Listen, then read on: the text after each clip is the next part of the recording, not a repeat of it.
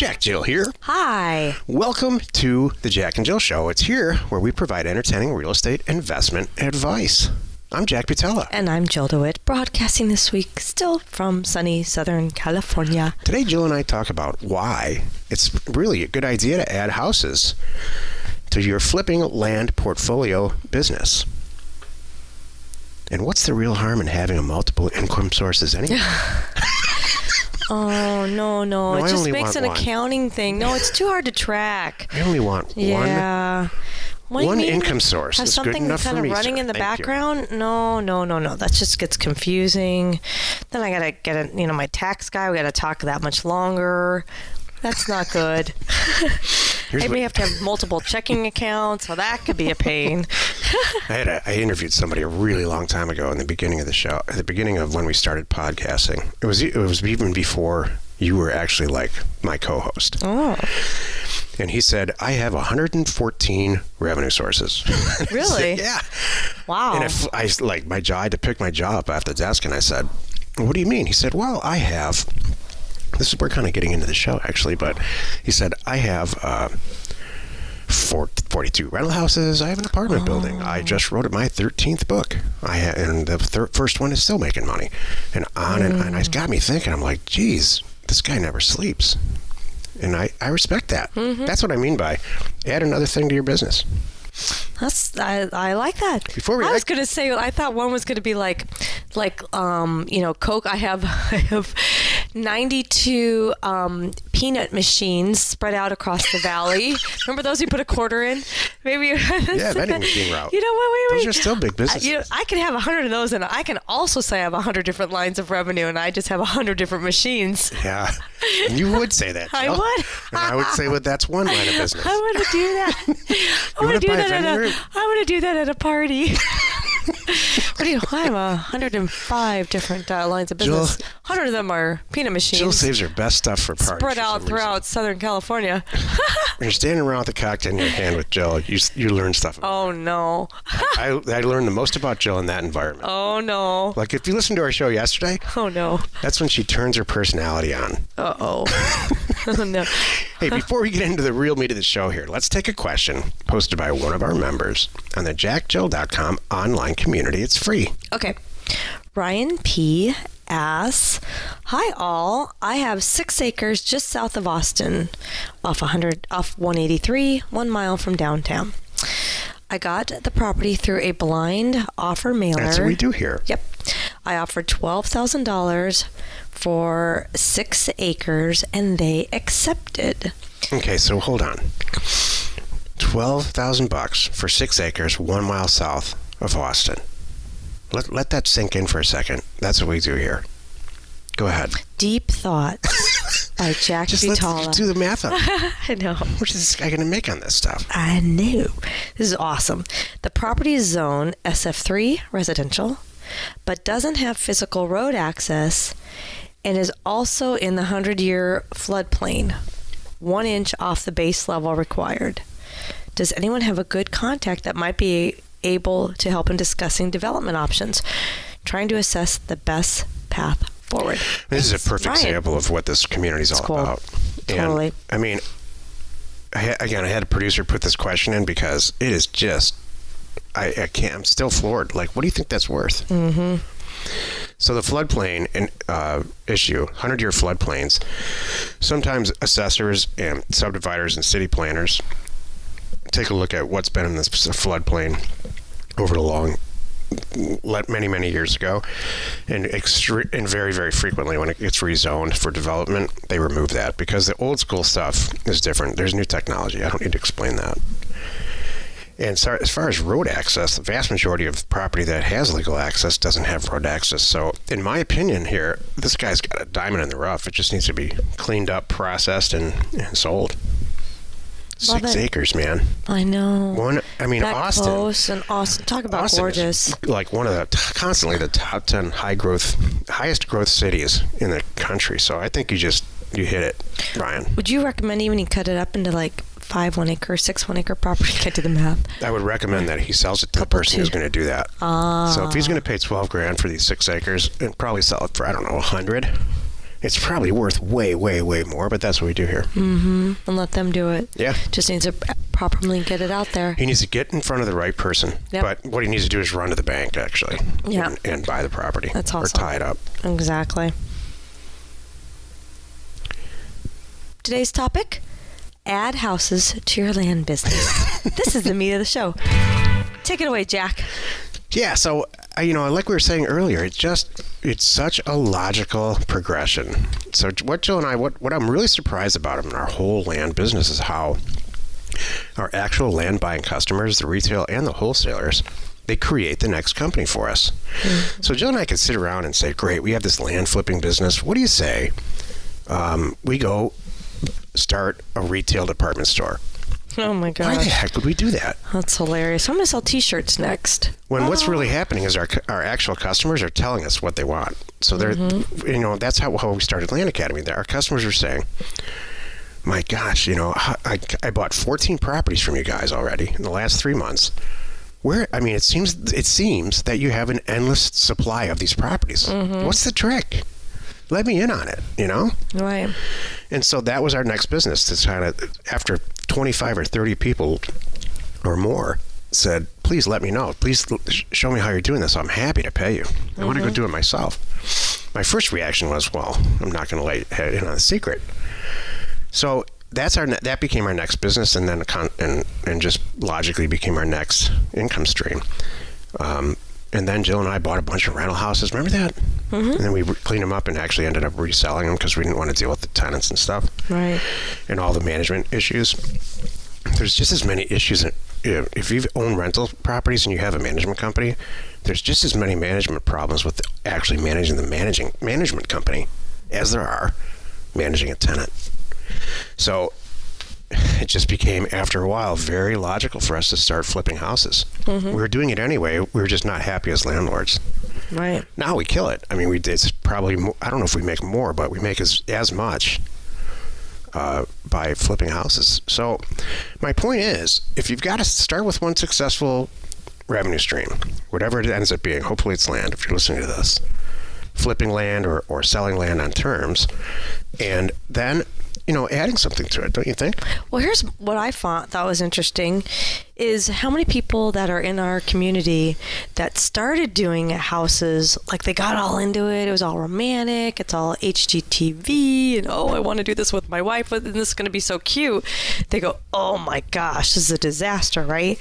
But they know there's money to be made there. So they've stopped that, and they come to us going, all right. And then they get into our community, and they're like, all right, this flipping land thing, I got this.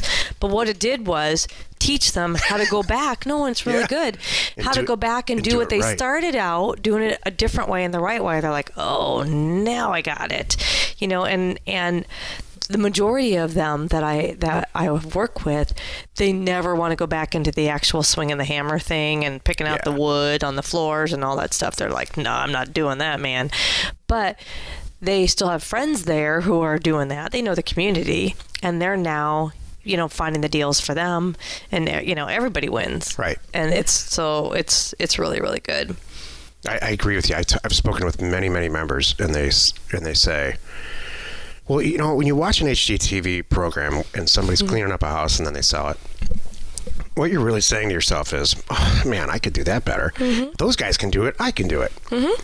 And then my suggestion is, if you're into that, and Jill and I fell into it once or twice, go be an interior designer. That's really what you're looking at. Mm-hmm. You're not looking at doing a real estate acquisition. Yeah, it's much easier spending somebody else's money than it is spending yours. But my point is, you're not you're not attracted to the deal making portion of that. You're attracted to choosing wallpaper, dealing with the contractor, and you're not. It's not a time schedule thing or any of that. You just love kitchen cabinets and stuff. Well, you know what's interesting about that, though, Jack? I saw it from both ways. I did have fun picking out the color scheme and the chandelier for the bathroom and all that good stuff. But I also saw the value in it going, all right, this bathroom that I just remodeled, I know the ROI it's going to bring back. / however, at the end of the day, when I added it all up, I still, the time and energy input, I didn't make as much as, just flipping it and walking away. Here's how you make money in real estate. That's what did it for me. And here's the whole takeaway from this. Here's how you make money. If you create equity when you buy it. You've heard the whole saying. You make money when you buy it, not when you sell it. Right. So let's say you do everything right. You send out a bunch of letters, and you're sitting and staring at one that came back, that's signed, for a house that's $145,000, and when it's all cleaned up, you can sell it for $250,000. Well, cleaning it up is going to cost a bunch of money. Mm-hmm. So let's say it all goes right. After you clean it up, it's $20,000. Or you could just sell it for $165,000 to somebody who is going to clean it up, and you're done, and you're on to the next deal. Mm-hmm. So now you're not picking any wall. I'm sorry to disappoint you, Jill. We're not picking out wallpaper. We're not moving any walls. No, I'm over it. No, it's totally fine. Don't think. No, don't worry about me. No apology needed. Seriously. That's how I look at the world. If I want to upgrade my chandelier in the bathroom, I can just go buy one. Right. Thank you.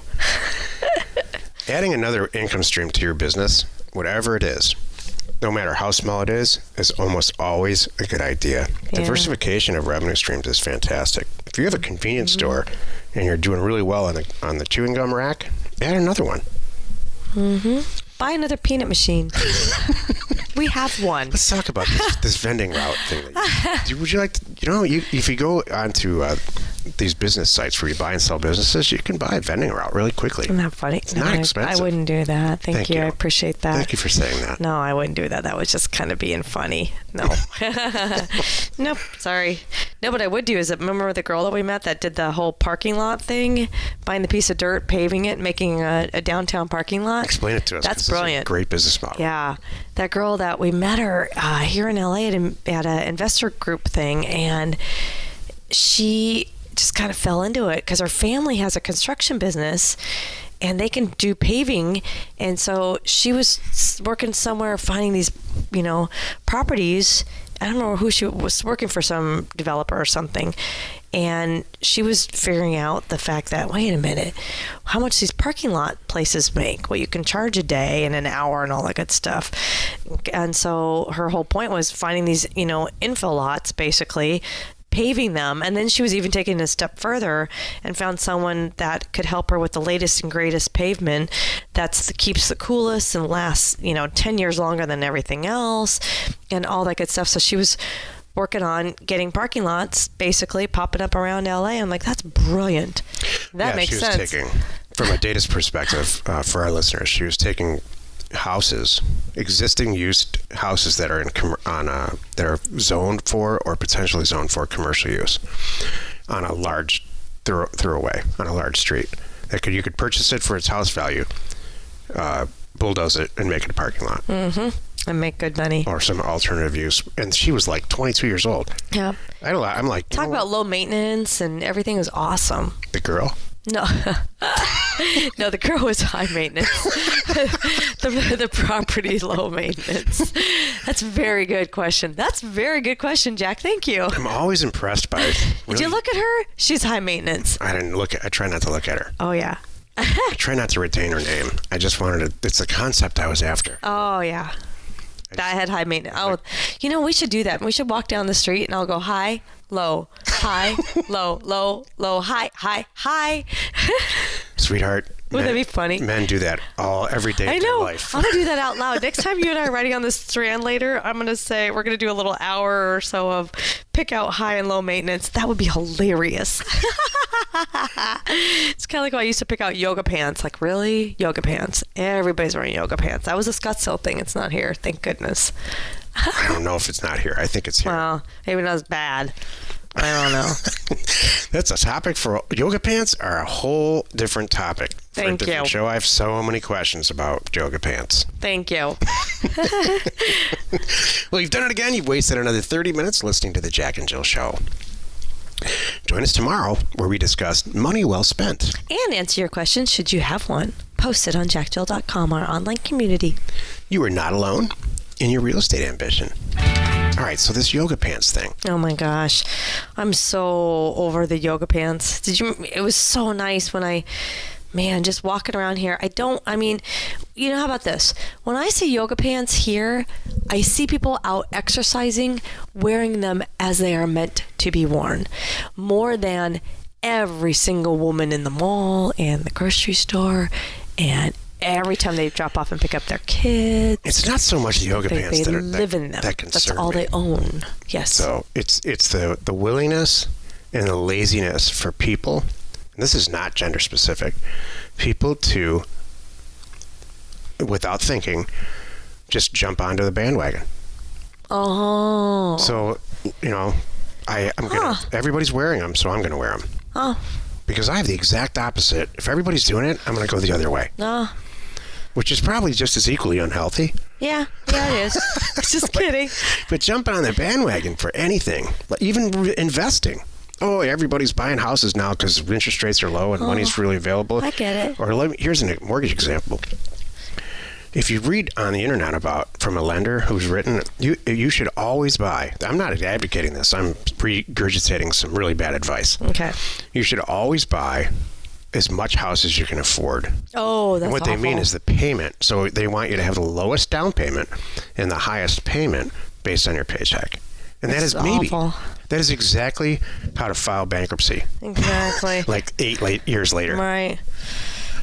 I'm with That's you. how I see yoga pants. Oh, that's very interesting. All right, I got it. I was thinking about you going, bucking the system and going against this, which, you know what, the whole point of it is just be true to yourself. Do whatever you want to do. That's my point. We're making the exact same point. If you know what you look good in, you know what you don't look good in, and for a lot of people, it's not yoga pants. So I ask myself this, are these pants does it really matter? Does this house, this mortgage that I'm about to, does it really, am I 10 years from now, are my kids going to say, wow, I had a better life? Or, gee, no, none of that stuff is true. Mm-hmm. You know what really matters to me personally is having fun. And making money. And making some money. And we're about to take this whirlwind West Coast RV trip, which I can't wait. I usually dread vacations. You want to know this is the truth? Well, that's sad. I usually dread vacations because I'm out of touch. Oh. And, Like just because you're spending quality time with me. I'm spending quality time with you right now, Princess. Thank you. Oh, all right. We're gonna move on right there. Hey, share the fun by subscribing on iTunes or wherever you're listening. And while you're at it, please rate us there. We are Jack and Jill. Information And inspiration to buy undervalued property.